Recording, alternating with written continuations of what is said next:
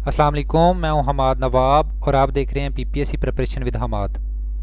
Lahore high court proficiency test का ये part 4 है, जिसमें मैं आपके साथ एमएस पावर पॉइंट शेयर करूंगा और मैं कोशिश करूंगा कि कम वक्त में मैक्सिमम डिलीवर करूं। तो चलिए वीडियो शुरू करते हैं।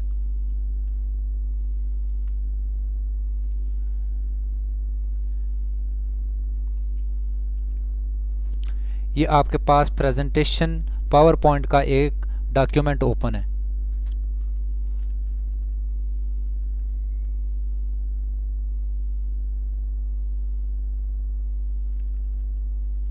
मेरे पास ये दो पेपर हैं जो कि ऑलरेडी पास पेपर्स में पूछे गए हैं। तो पहले क्वेश्चन नंबर 1 है जी, create a presentation consisting of 2 slides. एक ऐसी प्रेजेंटेशन बनाएं जिसमें 2 स्लाइड्स हों। तो ये आपको शो हो रहा है कि स्लाइड नंबर 1 और उसके बाद मैं न्यू स्लाइड पे क्लिक करूंगा तो नई स्लाइड ऐड हो जाएगी। एक तो मैं माउस के साथ क्लिक करूंगा तो न्यू स्लाइड ओपन हो जाएगी, और दूसरे नंबर पे अगर मैं कंट्रोल एम कीबोर्ड से शॉर्टकट की प्रेस करता हूं तब भी न्यू स्लाइड इंसर्ट हो जाएगी। तो इस तरह न्यू स्लाइड ऐड होगी। जो मेरा पहला क्वेश्चन था कि 2 स्लाइड्स ऐड करें, वो ऐड हो गई। अब इन 2 स्लाइड्स पे ऑपरेशन कौन कौन से परफॉर्म करने हैं वो देखते हैं। सबसे पहले जो पहला क्वेश्चन है जी, एक प्रोसेस फ्लो डायग्राम बनानी है। On first slide prepare following with the help of shapes. Shape की मदद से प्रोसेस फ्लो डायग्राम बनानी है, जिसके अंदर ये पहले प्रोसेस 1 2 3 लिखा हुआ है और उसके बाद ये एक एरो का निशान है और नीचे लिखा हुआ है जी compilation and then final result. तो इसके लिए मैं पहली स्लाइड पे आता हूँ और इसको टाइटल को डिलीट कर देता हूँ यहाँ से, और सब टाइटल को भी ख़त्म कर देता हूँ। आप इसके ऊपर भी परफॉर्म कर सकते हैं, लेकिन वो प्यारा नहीं लगेगा, अच्छा नहीं लगेगा, इसलिए मैंने इसको डेल कर दिया और इंसर्ट टैब में जाके शेप्स में गया और वो शेप मैंने देखी कि किस जगह पे है। तो फ्लो चार्ट में मेरे पास ये वो शेप है जो मुझे पेपर में बनाने के लिए कही गई थी। इस पर मैंने क्लिक किया।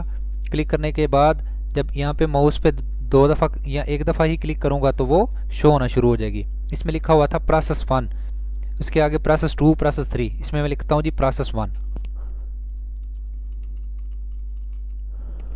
अब आपने ये देखा कि शेप छोटी है लेकिन टेक्स्ट हमारा बड़ा है, तो हम शेप को बड़ा कर लेते हैं। और नंबर 2, शेप का जो फेस है पेपर में वो इस साइड पे है, जबकि यानी लेफ़्ट टू राइट है और यहाँ पे राइट टू लेफ़्ट है। यह पेपर देखें कि इसमें लेफ़्ट टू राइट शेप का फेस नज़र आ रहा है, जबकि जो मैंने प्रेजेंटेशन में बनाया वो राइट टू लेफ़्ट है। ये राइट टू लेफ़्ट है। तो इसको चेंज करने के लिए सिंपल यहाँ पे जब आप शेप के ऊपर क्लिक करेंगे तो ये फॉर्मेट का एक टैब नई ओपन हो जाएगी और इसमें ये एक ऑप्शन आ रही है जी रोटेट ऑब्जेक्ट। रोटेट ऑब्जेक्ट पे जब मैंने क्लिक किया तो इसमें ये 4 ऑप्शंस हैं। इसमें मुझे चाहिए फ्लिप हॉरिजॉन्टली, यानी हॉरिजॉन्टल ये फ्लिप हो जाए। अब आप देखेंगे कि इसका जो फेस है वो लेफ़्ट टू राइट हो गया अकॉर्डिंग टू पेपर।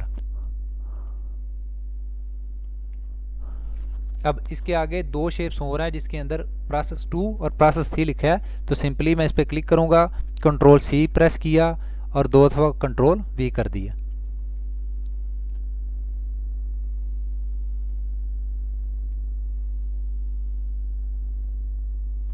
इसमें प्रोसेस 2 लिखा हुआ था, ये प्रोसेस 2 कर देता हूँ। इसमें प्रोसेस 3 था तो इसमें प्रोसेस 3 लिख देते हैं।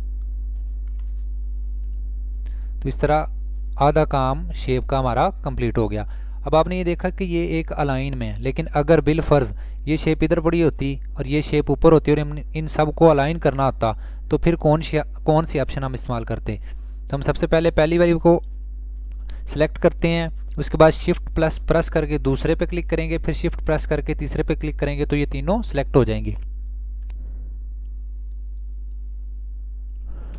तो पहले मैंने सिंपली माउस पे क्लिक करके प्रोसेस 1 को सिलेक्ट किया, प्रोसेस 2 को शिफ्ट के साथ क्लिक किया और शिफ्ट के साथ ही शिफ्ट को प्रेस करते हुए ही प्रोसेस 3 को सिलेक्ट किया। और उसके बाद होम टैब में जाके एक ऑप्शन है जी अरेंज की। अरेंज के नीचे अलाइन की ऑप्शन है, अलाइन टॉप करूँगा तो ये तीनों अलाइन हो जाएंगी। और अब ये तीनों सेलेक्ट हैं तो किसी एक को पकड़ के मैं जहाँ पे मर्जी इसको लेके आ सकता हूँ। तो अब आपने देखा कि ये 3 काम हमारे हो चुके हैं, प्रोसेस 1, प्रोसेस 2, प्रोसेस 3 की शेप बन चुकी है। अब मुझे ये एक एरर बनाना है, उसके आगे एक रेक्टेंगल बनानी है और फाइनल रिजल्ट के लिए एक शेप बनानी है। इनको थोड़ा थोड़ा आगे कर लेते हैं ताकि एग्जैक्टली जैसे पेपर में हुआ वैसे ही नज़र आए। नाउ मुझे एक एरो बनाना है। इंसर्ट में जाके शेप में जाऊंगा। अब मैं देखूंगा कि एरो कहाँ पे, ये है जी ब्लॉक एरो। ब्लॉक एरो में कौन सा एरो इस्तेमाल हुआ है? Second one, curved left arrow. Curved left arrow हो गया और उसके आगे था जी रेक्टेंगल। फिर शेप में गया, शेप में जाके ये देखा मैंने ये रेक्टेंगल की ऑप्शन आ गई। पहले वाली ऑप्शन को इस्तेमाल करते हुए इधर मैं ड्रा कर लेता हूँ और इसके ऊपर लिखा हुआ था कंपाइलेशन। शेप के अंदर सिंपल लिखने के लिए आप सिर्फ शेप को सिलेक्ट करें और कीबोर्ड से लिखना शुरू करें तो वो उसमें लिखना शुरू हो जाएगा, राइटिंग स्टार्ट हो जाएगी।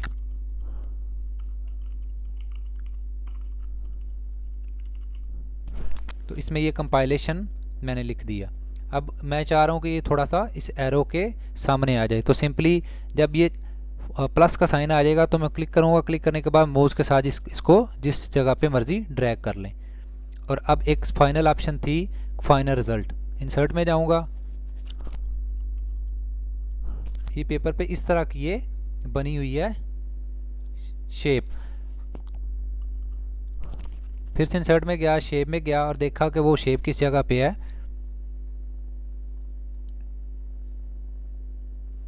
तो ब्लॉक एरोज में ही पेंटागन की एक ऑप्शन है और यही मुझे चाहिए। पेपर में इसी की डिमांड की गई है। अब आप सिंपल पहले जो मैंने आपको ऑलरेडी बताया कि इसकी शेप मुझे चेंज करनी है, रोटेट करनी है। तो रोटेट की ऑप्शन मुझे किस जगह पे नज़र आएगी? सिंपल मैं शेप पे क्लिक करूँगा, अरेंज के अंदर ये रोटेट ऑब्जेक्ट की ऑप्शन है। रोटेट ऑब्जेक्ट पे क्लिक किया तो ये फ्लिप हॉरिजॉन्टली करने के बाद ये इसकी शेप की डायरेक्शन चेंज हो गई। अब इसके अंदर लिखना है जी फाइनल रिजल्ट।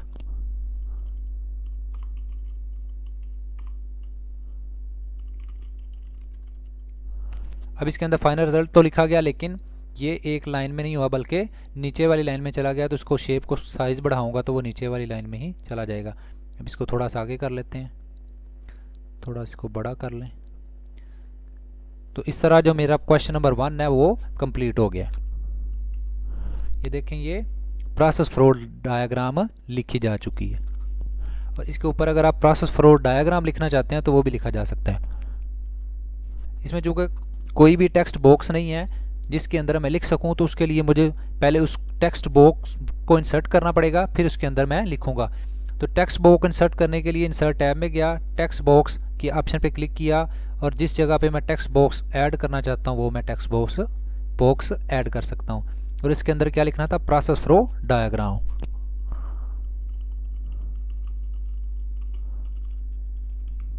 इसके अंदर ये मैंने प्रोसेस फ्लो डायग्राम लिख दिया। इसको सिलेक्ट किया, इसका साइज बढ़ा देते हैं, इसको बोल्ड कर दिया। Now it is same as process flow diagram. No question number 2, on second slide create a pie chart using the following data. Slide 1 पे ये हो गया और स्लाइड 2 पे मुझे पाई चार्ट इंसर्ट करना है उस डेटा को इस्तेमाल करते हुए। तो ये इस तरीके से भी हो सकता है, इसके ऊपर भी पाई चार्ट इंसर्ट हो जाएगा इन बॉक्सेस के अंदर ही। जब भी आपने कोई भी टेक्स्ट लिखना है तो उसके लिए आपको कोई ना कोई बॉक्स ज़रूरी चाहिए। अगर तो आपको इसी तरह का फॉर्मेट चाहिए तो आप इसी तरीके से लिख सकते हैं, यानी टाइटल चाहिए और सब टाइटल चाहिए तो आप इसी तरीके से लिख सकते हैं। लेकिन अभी अगर आपको किसी और तरह के बॉक्स चाहिए, उनमें डिफरेंट एनिमेशन ट्रांजिशन चाहिए, तो आप इनको डिलीट करके इंसर्ट टैब में जाके टेक्स्ट बॉक्स पे क्लिक करके जिस जगह पे वो बॉक्स चाहिए वो खुद से भी बना सकते हैं। तो अभी मुझे बॉक्स नहीं चाहिए बल्कि इस जगह पे मुझे एक चार्ट इंसर्ट करना है। तो मैं इंसर्ट में जाऊंगा, चार्ट में जाऊंगा और यहाँ पे मुझे पाई चार्ट इंसर्ट करना है जो कि ऑल चार्ट्स के ऑप्शन में शो हो रहा है। पाई चार्ट पे क्लिक किया तो इसकी डिफरेंट ऑप्शन हैं, इनमें से कोई भी सिलेक्ट कर सकता हूँ। तो मैं फर्स्ट वन सेलेक्ट करता हूँ, ओके करता हूँ और जैसे ही मैंने ओके किया तो आपने देखा कि एक एक्सेल की शीट भी ओपन हो गई। कोई भी चार्ट अगर आप ड्रा करेंगे, इंसर्ट करेंगे, तो उसके लिए एक डेटा की ज़रूरत है, यानी उसके लिए डेटा की ज़रूरत है, और जो डेटा है वो हमेशा एक्सेल की शीट में ही ओपन होगा। तो हमें डेटा कौन कौन सा रिक्वायर है वो हम अपने क्वेश्चन पेपर से देख लेते हैं। एक तो चाहिए आइटम नेम। आइटम नेम कौन कौन सी हैं? Pencil, notebooks, file covers and paper RAM. मैं ये लिखता हूँ, क्वांटिटी लिखता हूँ, और इसकी क्वांटिटी और इसका नाम जो दोनों शो हो जाएंगे पाई चार्ट में। तो मैं लिखता हूँ सबसे पहले जी पेंसिल, नोटबुक्स,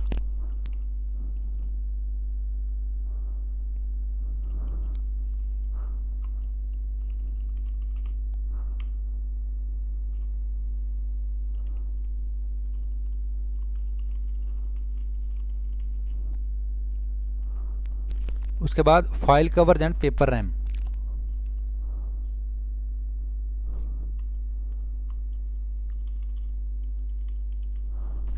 इससे पहले मैं आपको बता दूं कि ये मैं चेंज करता जा रहा हूं, तो यहाँ पे पहले था first quarter, second quarter, third quarter, fourth quarter, लेकिन जब मैंने उनका नाम चेंज किया तो इस जगह पे भी चार्ट में भी हमें नाम चेंज शो हो रहे हैं। अब यहाँ पे मैंने जब एंटर प्रेस करूँगा तो थर्ड क्वार्टर की जगह फाइल कवर शो होना शुरू हो जाएगा।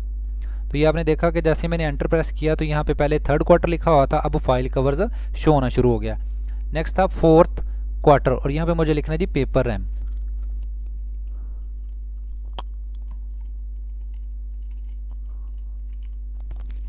एंटर क्लिक किया तो ये पेपर रैम यहाँ पे आ गया। अब इसमें मुझे इसकी ये वैल्यूज ऐड करनी है, जो कि हैं ये डिफरेंट वैल्यूज हैं।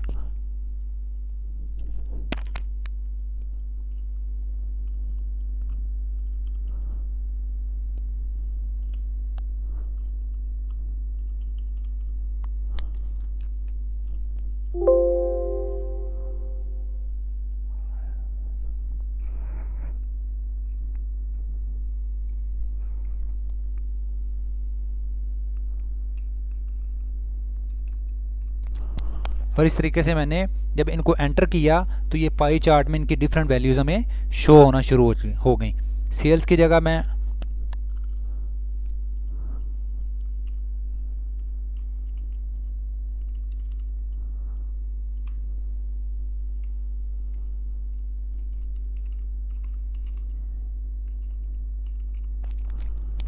अब आपने देखा कि मैंने सेल्स की जगह पे क्वांटिटी लिख दिया, क्योंकि क्वेश्चन में क्वांटिटी लिखा हुआ था। तो ये चार्ट के शुरू में क्वांटिटी लिखना क्वांटिटी शो होना शुरू हो गया। तो इसके अकॉर्डिंग आप देख सकते हैं कि किसका कितना कितना हिस्सा है इस चार्ट में। बेसिकली चार्ट हमें ये शो करवा रहा है कि पेपर पैटर्न के लिए जो पेपर रैम के लिए जो है ना, वो ये डेटा शो हो रहा है जो कि येलो में है, ये वाला। इसके साथ इसके कलर भी मेंशन है। पेंसिल के लिए ब्लू कलर है, सेम एज नोटबुक्स के लिए ये कलर हो गया, फाइल कवर के लिए दिस वन। और ये हमें शो करवा रहा है कि इसमें सबसे ज़्यादा क्वांटिटी किसकी है, जो कि ऑब्वियसली पेंसिल्स की है, जो कि 2361 है। इसमें इस तरीके से भी हमें पता चल रहा है, लेकिन जब हम चार्ट में शो करवाएंगे तब वो भी शो हो जाएगा। और एक और बात कि इसमें सिर्फ हम पाई चार्ट ही नहीं इंसर्ट कर सकते, बल्कि और डिफरेंट चार्ट्स हैं जो हम इसमें इंसर्ट करेंगे। जैसे ये इंसर्ट में जाके ये चार्ट के ऑप्शन है, और चार्ट में ये डिफरेंट चार्ट्स हैं, यानी बार चार्ट है, एरिया चार्ट है, लाइन चार्ट है, कॉलम चार्ट है, एटसेट्रा। और इस तरह ये जो पार्ट 3 माइक्रोसॉफ्ट पावर पॉइंट के 2 क्वेश्चंस थे वो मैंने आपके साथ शेयर कर दिए। Now move on to the paper number 2। और इस तरह ये एक और पेपर है जिसमें क्वेश्चन नंबर 3 और 4 है, और ये जूनियर क्लर्क का 27C 2019 का PPSC के थ्रू पेपर कंडक्ट किया गया है। इसमें क्वेश्चन नंबर 3 है जी, जल्दी से इसको करते हैं। Create a presentation that consist of 2 slides. Same है जो मैंने पहले किया कि 2 स्लाइड्स एक पावर पॉइंट में ऐड की, इसी तरह इसमें भी 2 स्लाइड्स ऐड करूंगा।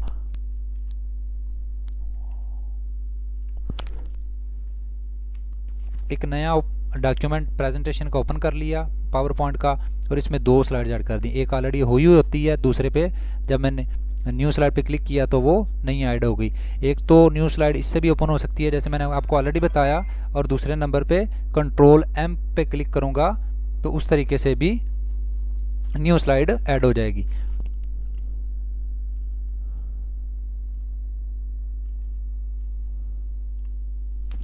2 स्लाइड्स ओपन होगी। उसके बाद apply any animation on both slides, वो कह रहे हैं जी दोनों स्लाइड्स पे डिफरेंट एनिमेशन अप्लाई करें। उसके बाद क्वेश्चन नंबर 2 देखें कि use different layout and themes, कि दोनों पे डिफरेंट लेआउट और थीम लगाएं। उसके बाद स्लाइड 1 पे जो आपने लिखना है उसका जो टाइटल है उसका फ़ॉन्ट साइज 65 और कंटेंट ये होने चाहिए, यानी टाइटल ये हो और सब टाइटल ये हो। मैं पहले ये इनका आपको दिखा देता हूँ, पहले ये लिखते हैं उसके बाद फिर ये तीनों क्वेश्चंस परफॉर्म करते हैं। टाइटल में लिखना है द सीजन्स, जबकि सब टाइटल में लिखना है बाय योर नेम।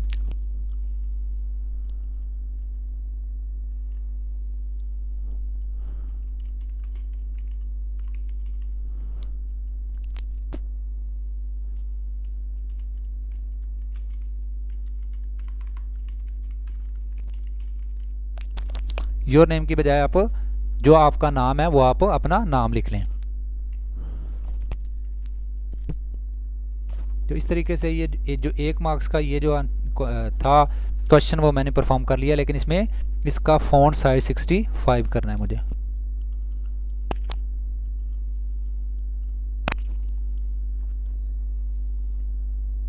तो साइज़ बढ़ाने के लिए होम की टैब में same as MS excel and word एक फ़ॉन्ट का ग्रुप है और उसमें ये साइज़ फ़ॉन्ट का साइज़ मेंशन होता है। तो इसको कितना करना है जी 64 इसमें शो नहीं हो रहा, तो मुझे क्या करना है जी सिंपली कीबोर्ड से पुट कर देना है और इस तरह ये सीजन्स का साइज़ 64 हो गया। आप चाहें तो इसका भी साइज़ चेंज कर सकते हैं, अगर इसका भी 64 ही करना है तो बेशक इसका भी 64 कर लें। चूँकि ये सब टाइटल है तो ये 64 नहीं बल्कि इससे कम होना चाहिए ताकि प्यारा हो सके।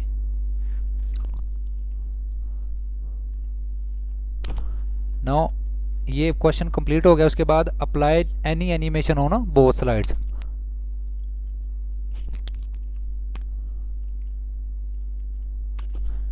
अब इन दोनों स्लाइड्स पे कोई ना कोई एनिमेशन लगानी है। एनिमेशन लगाने के लिए ज़रूरी है कि उसमें कुछ ना कुछ टेक्स्ट हो। जो इस स्लाइड में टेक्स्ट लिखा हुआ है इस पे एनिमेशन अप्लाई करते हैं। टेक्स्ट पे क्लिक किया, टेक्स्ट पे क्लिक करने से पहले मैंने देखा कि एनिमेशन में कोई भी ऑप्शन अपीयर नहीं हो रही, लेकिन जैसे ही मैंने टेक्स्ट सेलेक्ट किया तो एनिमेशन में ये ऑप्शन शो होनी शुरू हो गई। इनमें मैं सीज़न पे एनिमेशन, ये एनिमेशन है, एनिमेशन लगा सकता हूँ जी। मैंने बिल फर्ज यहाँ पे एनिमेशन लगाई अपीयर की।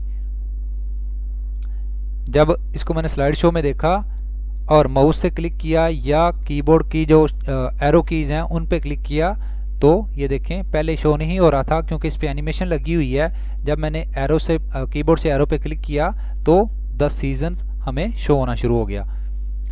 और अब ये कह रहा जी इस पे एनिमेशन लग गई, इस पे भी मैं एनिमेशन लगाना चाहता हूँ। इस पे मैंने एनिमेशन लगा दी फेड की।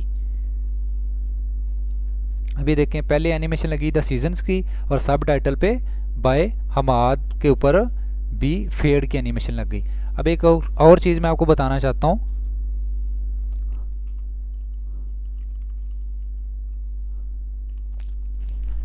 कि एनिमेशन जब हम लगाएंगे तो हमें पता चल जाएगा कि इनमें से किस पे एनिमेशन लगी हुई है और किस पे एनिमेशन नहीं लगी। वो कैसे पता चलेगा? ये इससे पहले जिस पे एनिमेशन लगी होगी उससे पहले इसका नंबर हमें नज़र आ रहा होगा, यानी इस पे पता चल सकेगा कि ये एनिमेशन लगी हुई है, ये एनिमेशन का नंबर है 1, 2 एंड 3। अब मैं ये चाह रहा हूँ कि पहले 10 सीजन्स आए, उसके बाद नवाब आए और उसके बाद हमाद आए, यानी हमाद तीसरे नंबर पे चाहिए मुझे, लेकिन इसमें दूसरे पे शो हो रहा है। तो सिंपल मैं उसके सामने क्लिक करूँगा और ये मूव अर्लियर की ऑप्शन है, इस पर क्लिक करूँगा तो ये उससे भी पहले शो हो जाएगा। सेम एज अगर इसको पहले नंबर पे लेके आना तो ये मूव अर्लियर करूँगा तो ये पहले नंबर पे आ जाएगा, ये दूसरे पे, ये तीसरे पे। और अगर नवाब को मैंने पहले चलाना है हमाद से तो इसको मूव अर्लियर कर दूँगा तो ये इससे हमाद से भी पहले शो होना शुरू हो जाएगा। ऐसे ये move earlier and move later की भी ऑप्शन है जो आप इस्तेमाल कर सकते हैं।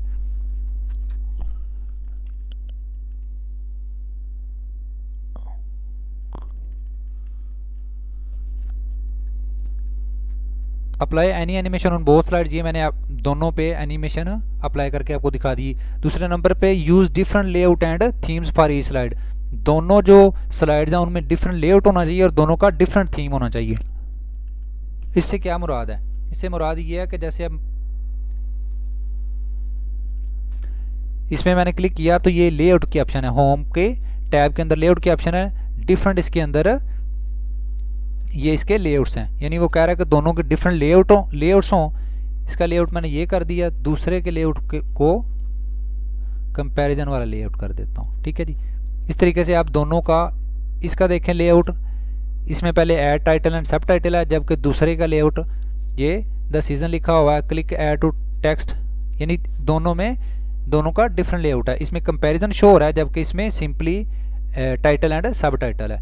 अब दोनों का लेआउट भी चेंज हो गया, लेकिन दूसरा क्वेश्चन था कि दोनों का थीम भी डिफरेंट होना चाहिए। तो इसमें सिंपल डिज़ाइन के ऊपर क्लिक किया और जैसे मैंने ये थीम्स, ये देखें थीम्स की ऑप्शन आ गई है, इस पर क्लिक किया तो ये इसका थीम ये चेंज हो गया। दोनों का सेम थीम है, लेकिन क्वेश्चन में कहा गया जी दोनों का डिफरेंट थीम करें। पहले वाले का थीम मैंने ये कर दिया, दूसरे वाले थीम पे, दूसरी वाली स्लाइड को डिफरेंट करने के लिए मुझे इस पर क्लिक करना पड़ेगा, और मैंने इस पर क्लिक किया तो ये दूसरे वाला जो थीम है उसका थीम चेंज हो गया। लेकिन आपने देखा कि जब मैंने दूसरे वाले का थीम चेंज किया, पहले वाले का थीम भी चेंज हो गया, यानी जो दूसरे वाले का थीम था वही पहले वाले का थीम हो गया। तो इसके लिए ज़रूरी है कि जब आपने डिफरेंट थीम अप्लाई करने हैं तो जो थीम अप्लाई करना है उस पर राइट क्लिक करें, एंड देन इसमें जो ऑप्शन है अप्लाई टू सिलेक्टेड स्लाइड्स, उस पर क्लिक करें तो आपका थीम सिर्फ उस सिलेक्टेड स्लाइड पे ही क्लिक होगा। लेकिन अगर आप इसको सिलेक्ट नहीं करते हैं तो वो तमाम स्लाइड पे वो ही थीम अप्लाई हो जाएगा। तो इस पे मुझे अप्लाई ये करना है, लेकिन दूसरी पे डिफरेंट करना है, तो दूसरी पे मैंने डिफरेंट करने के लिए इस थीम को अप्लाई किया, अप्लाई टू सिलेक्टेड स्लाइड्स। अब आपने ये देखा कि पहली वाली स्लाइड में और डिज़ाइन है, थीम है, दूसरी वाली में और है। पहली वाली में भी, और इसमें एनिमेशंस कैसे लगानी है वो भी मैंने आपके साथ शेयर कर दिया। तो इस तरीके से जो ये 5 मार्क्स का क्वेश्चन था वो मैंने आपके साथ शेयर कर दिया। दूसरी स्लाइड में उसने कहा ये पहली वाली स्लाइड में था लिखना था, लेकिन मैंने ये दूसरी वाली स्लाइड में लिख दिया। अब आप इसको पहली वाली स्लाइड में भी सेम एज इट इज़ लिख सकते हैं। दूसरी वाली स्लाइड में ये काम करना है जी, टाइटल स्प्रिंग करना है, जबकि सब टाइटल ये लिखने हैं। वीडियो चूँकि ये सेम इसी तरीके से क्वेश्चन है, इसलिए मैं इसको दोबारा परफॉर्म नहीं करूँगा। क्वेश्चन नंबर 4 है जी, in PowerPoint create 2 slides same as this, कि 2 स्लाइड्स बनानी है। इसमें भी कहा गया जी 2 स्लाइड्स बनानी है। दोनों स्लाइड्स कैसे इंसर्ट करनी है वो मैंने आपके साथ शेयर कर दिया। Apply different layout style for each slide, ये भी सेम उसी तरीके से क्वेश्चन है कि दोनों का डिफरेंट लेआउट कर देना है। ये मैंने आपके साथ ऑलरेडी परफॉर्म किया, आपको बताया कि डिफरेंट लेआउट कैसे लगाना है। लेकिन दोनों के ऊपर डिफरेंट लेआउट है। लेआउट का मतलब ये है कि इसमें किस तरीके से हम लिखेंगे। ये देखें इसमें ऐड टाइटल और सब टाइटल है, जबकि इसमें डिफरेंट, दोनों में कंपैरिजन है। और ये लेआउट हैं किसमें, होम टैब के अंदर ये लेआउट डिफरेंट, ये डिफरेंट लेआउट्स हैं। अब इसमें से कुछ भी पुट कर सकते हैं। इसके बाद question number 2, apply different slide design on each slide. ये भी मैंने अभी आपको परफॉर्म करके दिया कि डिफरेंट स्टाइल डिज़ाइन कैसे लगाना है। यानी दोनों के ऊपर ये देखें, इसके ऊपर और डिज़ाइन लगा हुआ है, इसके ऊपर और डिज़ाइन लगा हुआ है। अब दोनों का डिज़ाइन अगर चेंज करना चाहते हैं, डिफरेंट लगाना चाहते हैं, तो आपको क्या करना पड़ेगा, जो लगाना चाहते हैं उसके ऊपर राइट क्लिक करेंगे और अप्लाई टू सिलेक्टेड स्लाइड करेंगे तो वो उस पर अप्लाई हो जाएगा। अब दूसरे पे मुझे ये नहीं लगाना, बल्कि दूसरे पे मुझे ये मैं दूसरे पे कोई और लगाना है तो मैं वो लगाता हूँ आपके सामने। ऐसे करेंगे, अप्लाई टू सिलेक्टेड स्लाइड पर क्लिक करूँगा तो इस पर डिफरेंट स्लाइड आ जाएगा, इस स्टाइल आ जाएगा, और दूसरे पे डिफरेंट स्टाइल आ जाएगा।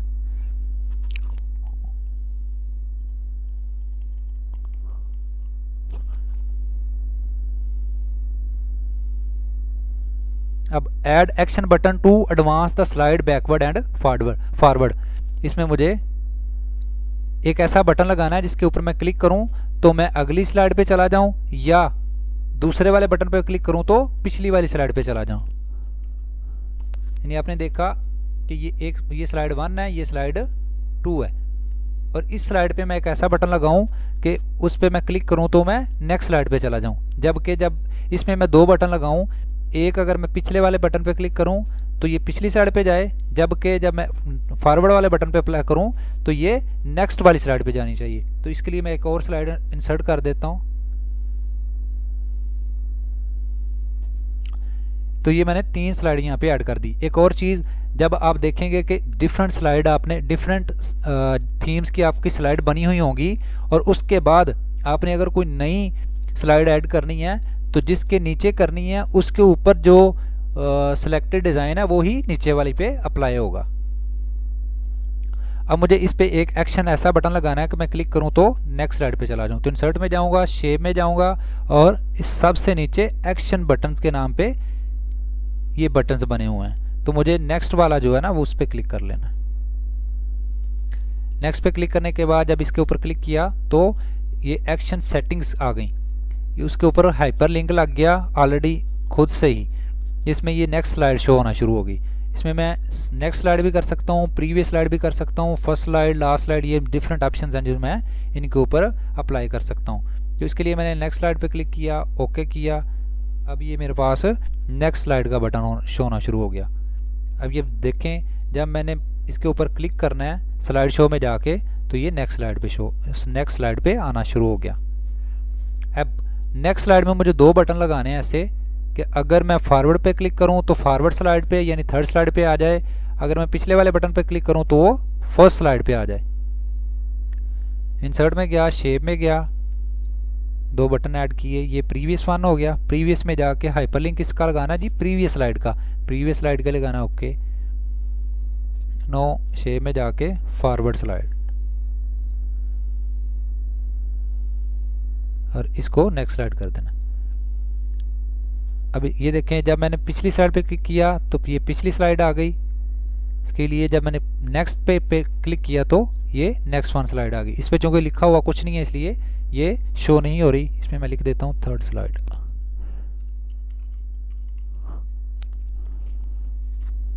इस पे लिख देता हूँ फर्स्ट स्लाइड।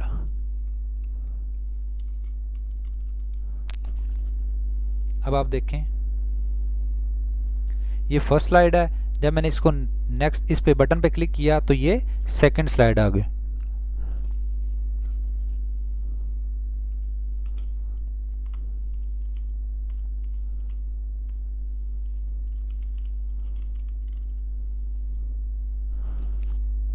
अब देखें फर्स्ट स्लाइड है, फर्स्ट स्लाइड पे नेक्स्ट पे क्लिक किया तो ये नेक्स्ट स्लाइड आ गई, नेक्स्ट स्लाइड के बाद थर्ड स्लाइड आ गई। और इस पे चूंकि एनिमेशंस अप्लाई हुई हैं इसलिए वो शो नहीं करवा रहा।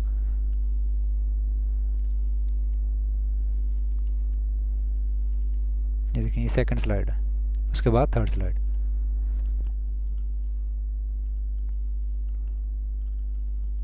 इस तरह मैंने आपके साथ ये क्वेश्चन नंबर 3 भी शेयर कर दिया। क्वेश्चन नंबर 4 है जी, apply animations and transition on slides.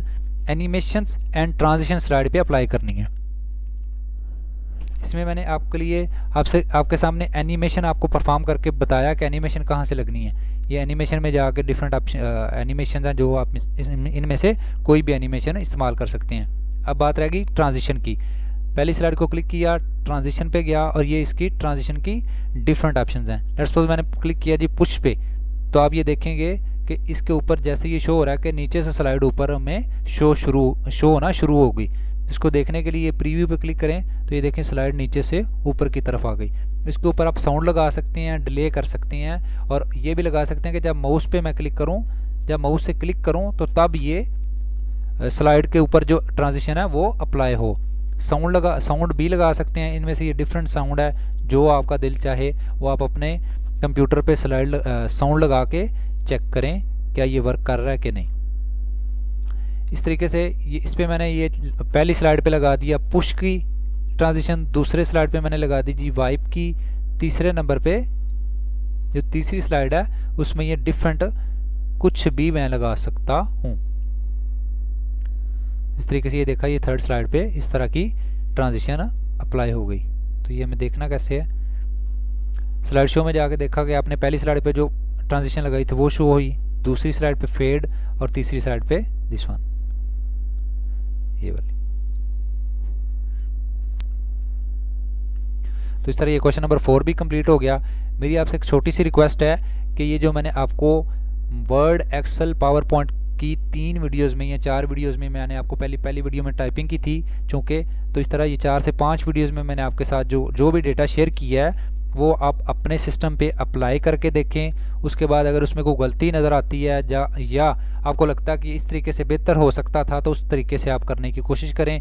और अगर मैंने आपको बिलफज़ा डायरेक्शन का बताया है तो आप उससे अगला फर्दर स्टेप सीखने की कोशिश करें ताकि आप मैक्सिमम सीख सकें और कल या परसों जो आपका पेपर होना है Lahore high court proficiency test का, उसको क्लियर कर सकें। वीडियो अच्छी लगी है तो वीडियो को लाइक कर दें और चैनल को सब्सक्राइब कर दें। Bundle of thanks for watching. अल्लाह हाफिज़।